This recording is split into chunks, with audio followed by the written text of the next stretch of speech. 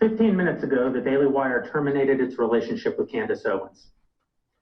Candace has been an incredibly powerful voice for conservatives for years.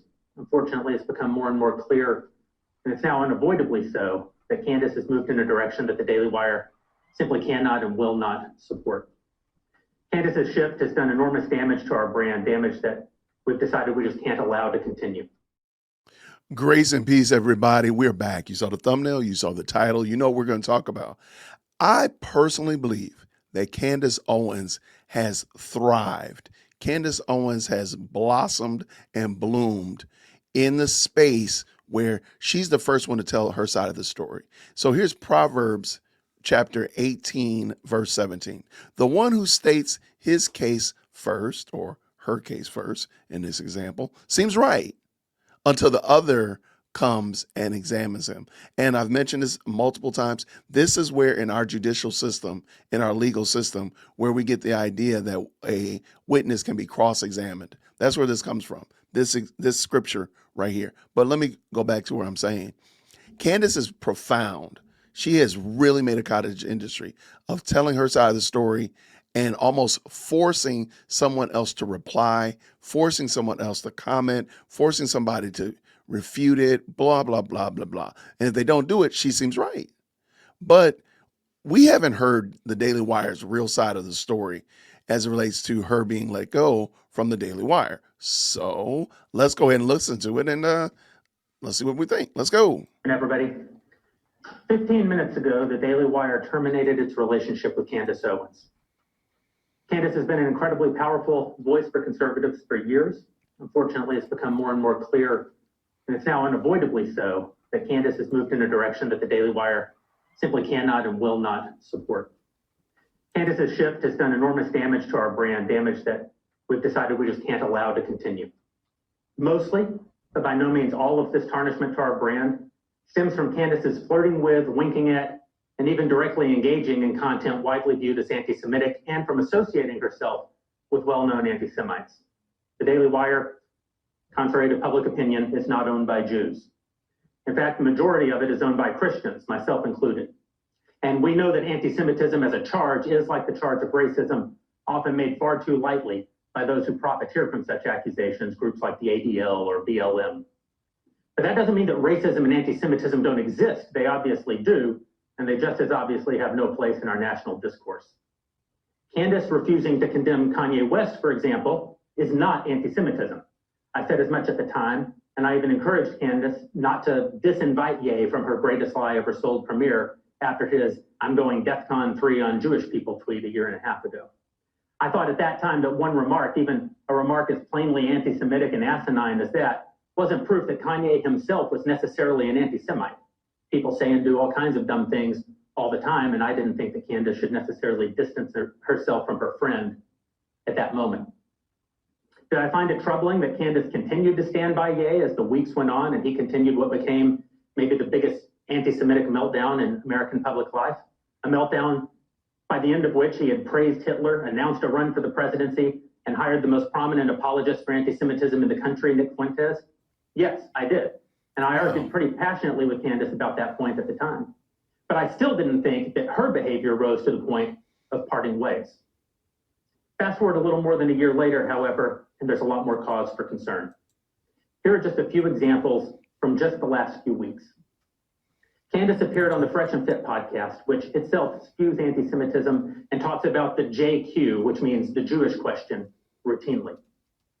And Candace said nothing while the host played a cha-ching cash register sound at the mention of any Jew or Israel, including Ben Shapiro's wife. We have a clip here of that for you. He is very passionate about Israel. He's married to an Israeli. I mean, that makes sense, I guess. Yeah. You know? Imagine Ben Shapiro sitting on a podcast that was known for spewing hate toward Black people, and then sitting idly by while the host made jokes, racist jokes about Candace's family. You can't imagine it because it's unimaginable. It would just never happen. Only a few weeks before that, Candace lamented, quote, DC Jews, who she says are Marxists and monsters, and who, quote, want nothing more than political power and need to be weeded out. Then just last week, Candace liked a post on X from an account called Christ Gnosis, asking if a well-known rabbi is, quote, drunk on Christian blood again. Now, if you aren't aware, the idea that rabbis and Jews more broadly drink the blood of Christians is one of the oldest expressions of anti-Semitism. It even has its own name. It's called the blood libel, and it's been used to pit Christians against Jews since the Middle Ages. The blood libel has been used all throughout history to incite the hatred and murder of Jews. I don't claim to know what's in Candace's heart. What I know, as I've said, is that she has been flirting with, winking at, and even directly engaging in content that's widely viewed to be anti-Semitic, and even worse, known and unabashed anti-Semites seem to have taken a real liking to her.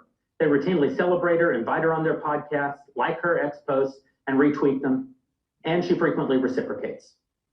Candace has made something of a sport in these last months out of strongly implying negative things about Jews, only to then deny that she was ever actually talking about the Jews in the first place. Candace made no statement at all in the days after Hamas terrorists raped, murdered, and tortured over 1,000 Israeli civilians, mostly Jews, some Americans. And then they took hundreds more hostage. But then on October 28th of 2023, while anti-Israel protests were raging in London, where Candace, I believe, was at the time, she reposted a video of the protests on X, commenting, quote, interesting thing happening here. People are not accepting the media narrative about what's happening in the Middle East, despite the insistent rhetoric from government officials. On November 3rd, she posted, quote, no government anywhere has a right to commit a genocide ever. There is no justification for a genocide. I can't believe this even needs to be said or is even considered the least bit controversial to state. There was only one country on earth being accused of genocide at the time. Anti-Semites on X took to it immediately. They cheered at what they rightly or wrongly interpreted as Candace smearing Israel. And Candace didn't rebuff their interpretation. But when Dave Rubin came to the exact same conclusion as the anti-Semites, only instead of cheering for Candace, found it vile and rebuked her, Candace quickly attacked, saying, quote, what's amazing about this is that I didn't name any country in this tweet. I simply stated that genocide is wrong always. This is not a controversial stance. Interesting how you interpreted it. And then followed up with, quote, in short, if the blanket statement that genocide is wrong upsets you in any way, then you need to check yourself. I said exactly what I meant, and I won't be backing down or apologizing or further clarifying this statement.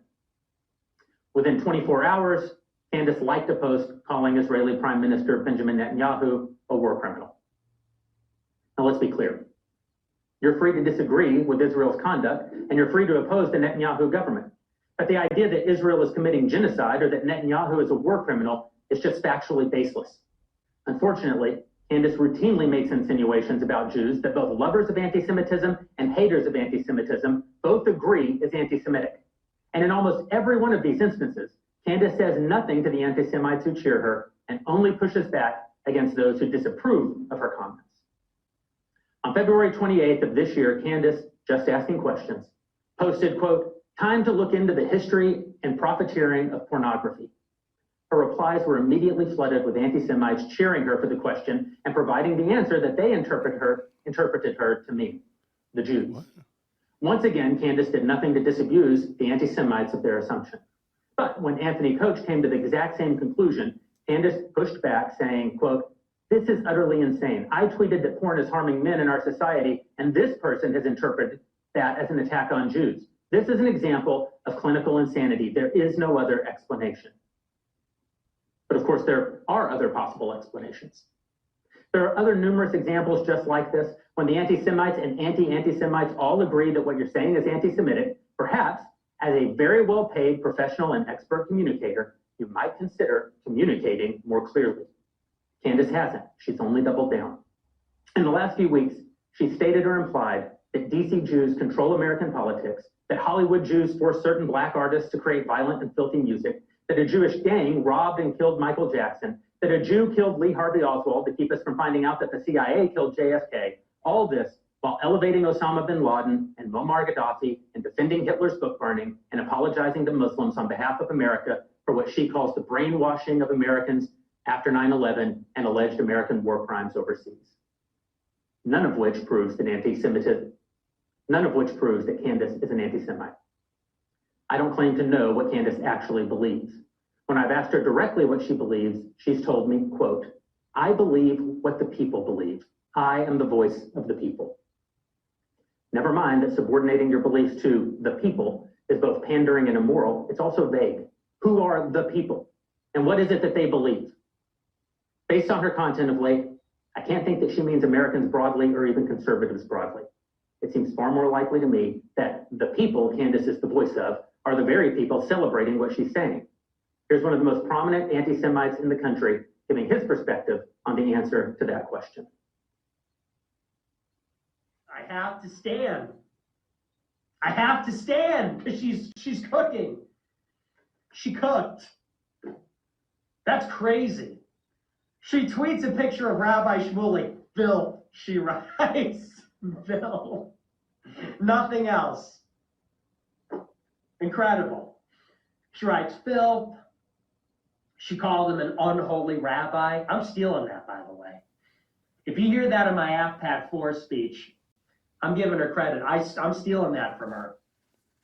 She said, the unholy rabbi. Dude, goated with the sauce, f***ing cook. Fuentes went on for about an hour celebrating Candace in that episode from 2 weeks ago. Of course, it's not just her associations with anti-Semitism. It is funny because Nick Fuentes now, what's this, almost a year and 7 months later, is all over Candace's bumper because of the things she's been saying about Turning Point US. It's just weird how times change. Wow. They're damaging to our brand. Over the last few months, Candace has embraced the worst conspiracy theories and the worst people. When she traveled to Romania to interview Andrew Tate, Caleb was clear that we wouldn't pay for her to rehabilitate a pornographer, con man, and an accused rapist. Candace assured him that hers would not be a softball interview. But of course it was. Candace not only allowed Andrew Tate to misrepresent his past statements and the charges against him, she helped him do so. Last week, Candace put out a long tweet trying to frame her position not as supporting the Tate brothers, but simply as being fair-minded about the charges brought against them. That might have been more convincing if she had ever said a single negative thing about them, or if she hadn't liked, responded to, or retweeted them 73 times in the months since the interview. I want to be clear about this. Andrew and Tristan Tate are very bad men who have boasted and even sold courses teaching how to manipulate women through sex into doing pornography for your profit. And again, Candace is a professional communicator. She's very effective at saying what she wants to say, probably as effective at that as anyone alive. And of course, Candace has recently said that she's willing to stake her entire professional reputation on the fact that French President Macron's wife was born a man, despite the claims already having been proven false in French courts. The lady has 3 children. She and her brother, whom the conspiracy theorists suggest is actually her, jointly sued and won against the people who first popularized the conspiracy theory in France. But most troubling to me is Candace's deeply disingenuous use of the term Christ is King. As best I can tell, her first use of this term publicly was in response to Ben. If you recall, Ben was asked at a small private event in a Jewish home how he felt about Candace's behavior post-October 7th. Ben was caught on camera saying that he found her behavior disgraceful and disreputable. That day, Candace posted a verse from the New Testament that man cannot serve both God and money, with a follow-up comment of Christ is King. The remark was widely interpreted as a rebuke of Ben and to mean that Candace could not be bought off by Jewish Ben Shapiro. She and her opinions are in service to God. Ben responded in anger. He said that if Candace believed her contract with the Daily Wire was standing between her and God, she could quit. Candace's response was classic Candace. After saying but not saying exactly what she meant and then being called out on it, she denied that she ever meant it in the first place, and how dare you suggest that she did. She said, quote, "You've been acting unprofessional and emotionally unhinged for weeks now, and we've all had to sit back and allow it, and have all tried to exercise exceeding understanding for your raw emotion. But you cross a certain line when you come for scripture and read yourself into it. I will not tolerate it." She posted again, quote, "You are utterly out of line for suggesting that I cannot quote biblical scripture. The Bible is not about you."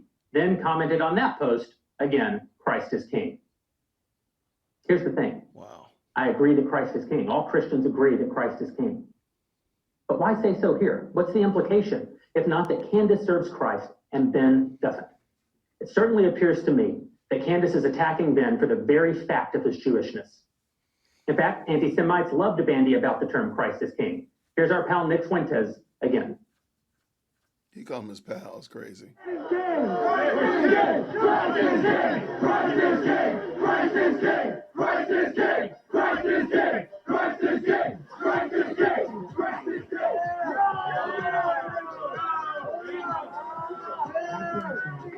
On a crucifix. What is that? That's what it's all about. When I come out to these rallies and I see everybody and they bring their rosaries and crucifixes and their American flags, I know we're on the right side of history. It's probably worth remembering here that Fuentes, when he isn't praising our Lord, has called for a holy war against Jews and said that, quote, "We will make them die in the holy war. They have no future in America. They will go down with their satanic master." Christ is king. Yeah, Christ is king. But the term Christ is king is not a gang affiliation. Christ isn't glorified by your using him as a weapon to cudgel your enemies. And to anyone who would say it's never wrong to say that Christ is king, please tell me what then is meant by the third commandment: "Thou shalt not carry forth the name of the Lord thy God in vain."